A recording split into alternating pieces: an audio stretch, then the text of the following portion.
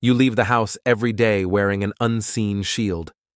Being ready for what other people will think and say is important, but what if I told you that the Stoics and other great thinkers learned how to not only survive, but thrive by changing respect from something they wanted to something they demanded?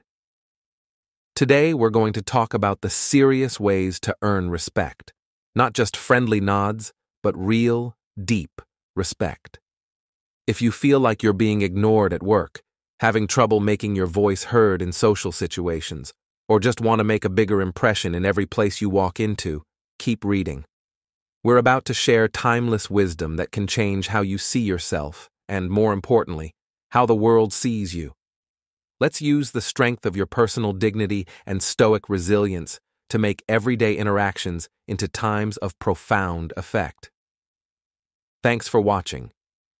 If you like the ideas we're talking about, please hit the subscribe button.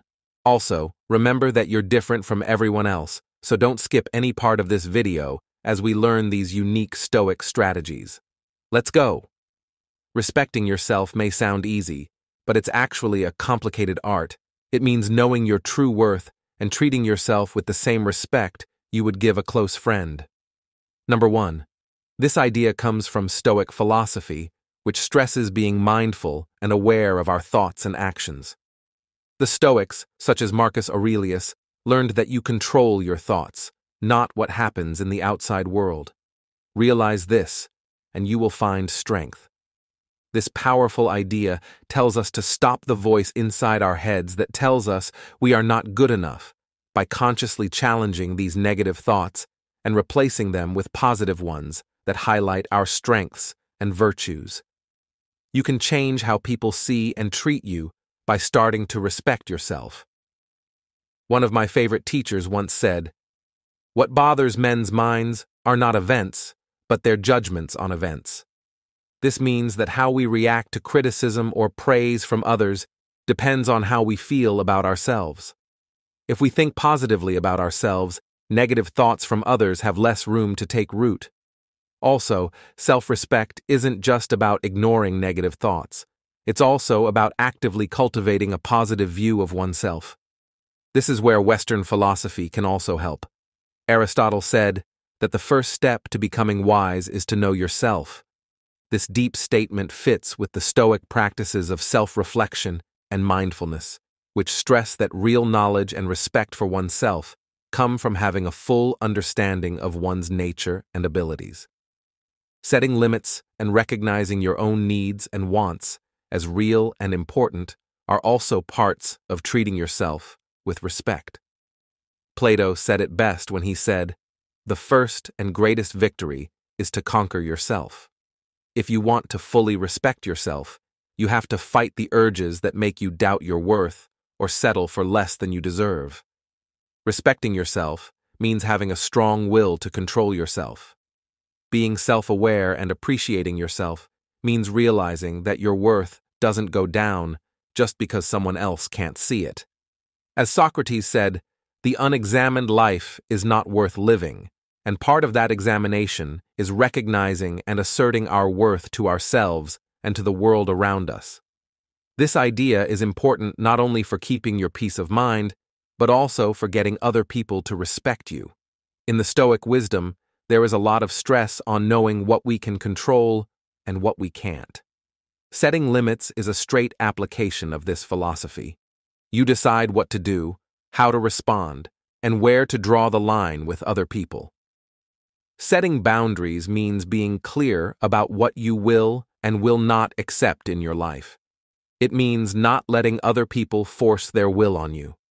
As the ancient Greeks said, "Make the best use of what is in your power and take the rest as it happens." When you set boundaries, you're using your power to decide how other people can treat you. Setting boundaries in everyday interactions is easy to see. For example, if you're often asked to stay late at work, making your work hours clear and sticking to them unless there's an emergency shows that you value your time and teaches others to do the same. The Stoics also knew how important it was to set emotional boundaries. When you do this, others can't drag you into their chaos or negativity, and you can keep your mind calm and focused no matter what's going on around you. Setting limits also means being able to say no, which is a simple but strong word that many people find hard to use. It's about respecting your boundaries and not feeling bad about putting your health first. If you really think about it, Seneca's words are true here. Want to get away from the things that bother you? The change you want is not to be somewhere else, but to be someone else. Setting clear and consistent boundaries is an important part of becoming a different person. By doing so, you teach others how to treat you and set an example of self-respect and dignity. It's also a key part of keeping both personal and professional relationships healthy. Remember that clear boundaries lead to clear minds, as the Stoics say. It's not about building walls, but about making gates in those walls, gates where you decide who to let in and who to keep out based on mutual respect and understanding. Setting clear boundaries means building a strong sense of self based on Stoic principles of self-control and self-respect. It means choosing what to let into your space physically, mentally, and emotionally. By doing this, you make sure that your relationships with other people are in line with your own values, making a balanced and accepted life in a society that values being polite over being honest. Being honest instead of being nice is a refreshing attitude that not only fits with Stoic beliefs, but also helps build real relationships and respect. Stoicism teaches us to value honesty and ethics, and reminds us that being true to ourselves is the most important thing. As one of my epic teachers once said, if you want to be a writer, write. Or, to put it another way, if you want to be yourself, just be yourself, without any lies or masks. Number 3. Being authentic means being honest about your feelings, wants, and beliefs, instead of just saying what you think other people want to hear. This doesn't mean ignoring other people's feelings.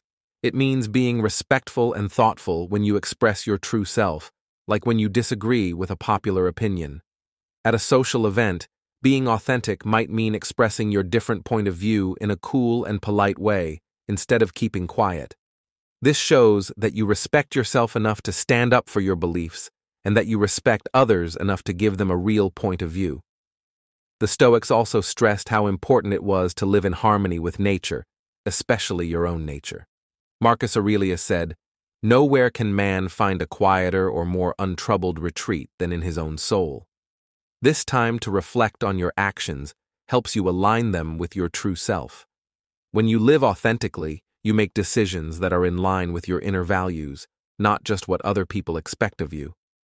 This alignment makes you feel better about your self-esteem and reduces internal conflict, because you aren't dividing your energy between who you are and who you pretend to be.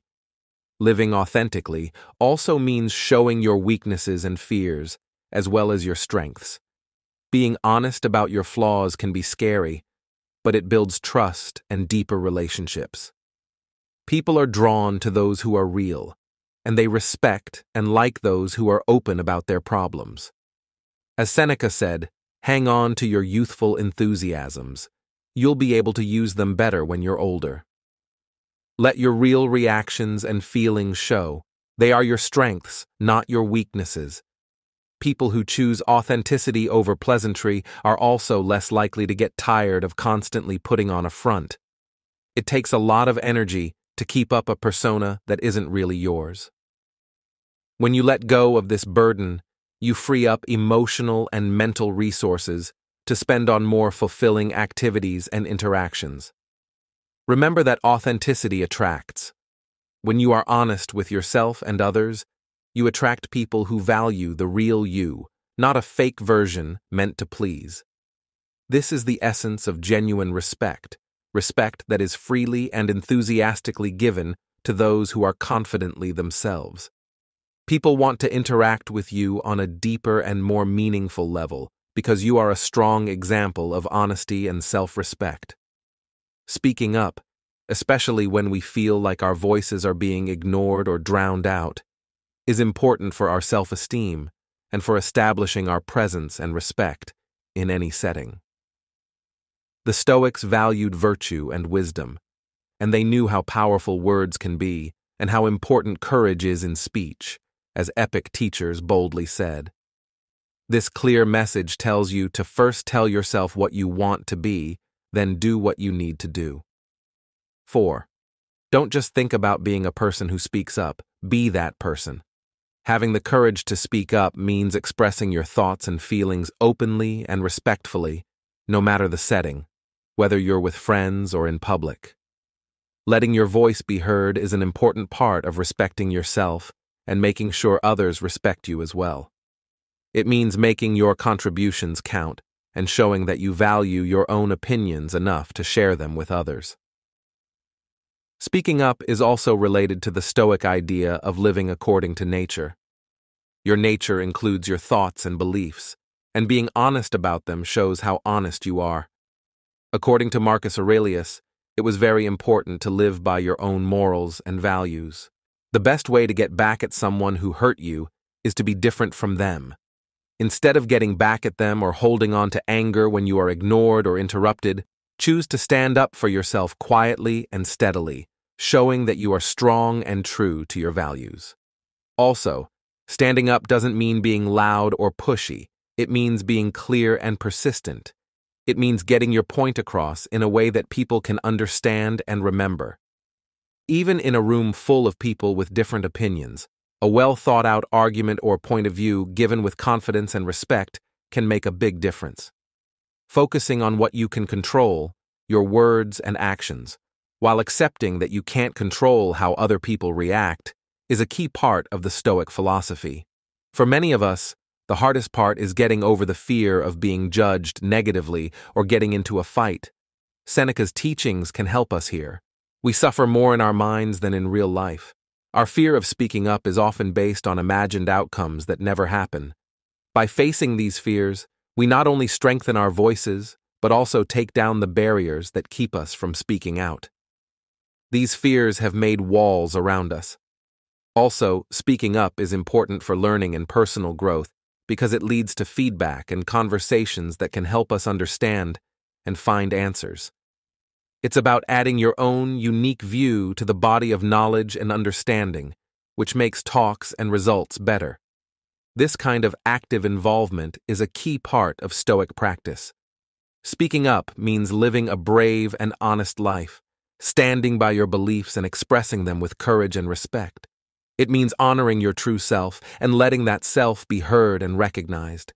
This not only helps you grow as a person, but it also earns the respect and attention of those around you, establishing you as a person of principle and depth in every interaction.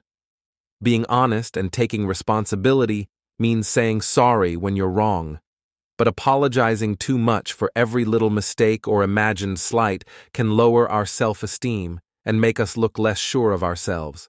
This is where Stoic thought can help us say sorry in a more balanced way. To be a good Stoic, we need to know what we can and cannot control. As the epic teacher said, some things are under our control and others are not. If you apologize too much, you may be taking responsibility for things that are not under your control, which is not only unnecessary, but can also hurt your inner peace and self-respect. 5. Saying sorry too often can make your sincere apologies seem less heartfelt or meaningful because it can send the message that you are always at fault or to blame, which isn't always the case. This can set a pattern where others may start to expect you to take responsibility for things that aren't your fault.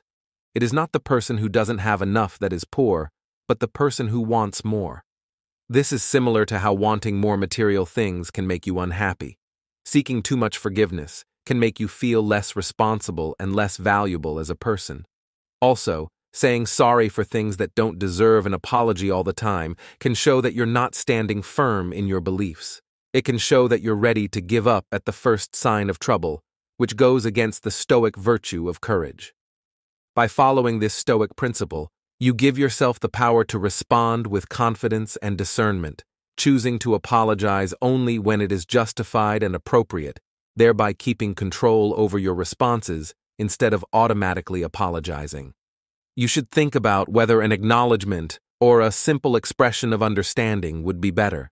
For example, if you're late because of something out of your control, You could say, "Sorry for the trouble this caused," and thank the people who were patient with you. This shows respect for both the situation and your part in it, without blaming yourself. As Stoic practices encourage, you should always look at things with a clear and logical mind. This means taking a moment to think about whether an apology is necessary, or if there is a more empowering and accurate way to handle the situation. By doing this, you respect yourself and others by communicating honestly and clearly. While apologizing is a useful skill for fixing real wrongs, accidentally taking a Stoic approach to apologizing means giving your actions careful thought, admitting your mistakes when it's appropriate, but also being sure of your own worth and not letting extra guilt get in the way of your relationships. This balanced approach not only helps build healthy relationships, but it also makes you feel better about yourself and makes you more resilient. How you look isn't just a reflection of how you feel inside. It's a deep message of what you're feeling. Showing self-confidence and poised self-control and toughness are important parts of Stoicism. It goes well with the practice of developing a confident body language. As Marcus Aurelius said, the soul becomes dyed with the color of its thoughts. This means that by adopting a confident posture, your thoughts can change. Align your body with your attitude, which affects how you feel and act when you stand tall, make eye contact, and use deliberate movements. You're not only giving others confidence, but you're also making yourself feel better about your own abilities and self-worth. The Stoics thought that our habits and feelings could be changed by the things we do. For example, they said that we could choose to be confident by standing up straight. Epic teachers talked about this way of improving yourself when he said, "First tell yourself what you're going to be, and then do what you have to do." In other words, showing confidence through your actions makes you more confident. Being present in the moment is also a part of showing confidence through your body language. Another important Stoic practice is being fully present in the present moment. When you're in this state, your body naturally takes on a more open and stable stance, and you become more aware of your movements and how you fill space. This presence not only improves your physical bearing, but also sharpens your mental focus. Additionally, confident body language is about balance, maintaining a posture that is neither too aggressive nor too shy. This is similar to the Stoic virtue of moderation, or the golden mean as Aristotle called it, which promotes a balanced life. When you use confident body language, you're trying to find a balance that communicates strength and openness without aggression or arrogance in conversations.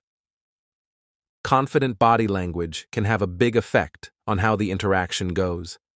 For example, making steady eye contact shows that you are paying attention and interested in the conversation.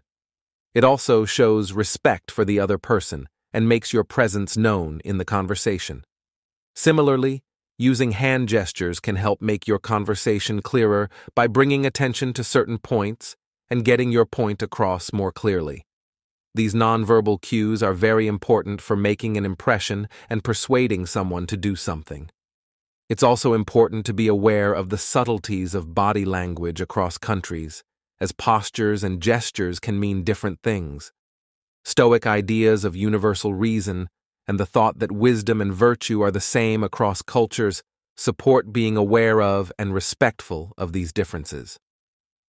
Having confident body language isn't just about how you look. It's a practice in Stoic philosophy that involves matching your outward actions with your inner virtues. By doing this, you not only improve your relationships with others, but you also become more self-aware and in control of your life, which are important parts of living a happy and respected life. By living this practice, you embody the Stoic ideal that true confidence and virtue are not just shown, but lived. Thank you for joining us on this journey towards self-mastery and respect. Remember that the path of Stoicism isn't just about learning, it's about putting these teachings into daily actions. We're glad you're here at Stoic Journal, but don't stop your journey here. Check out one of the videos mentioned on the screen to keep learning more about Stoic principles and putting them into practice. Thanks for being an important part of our community.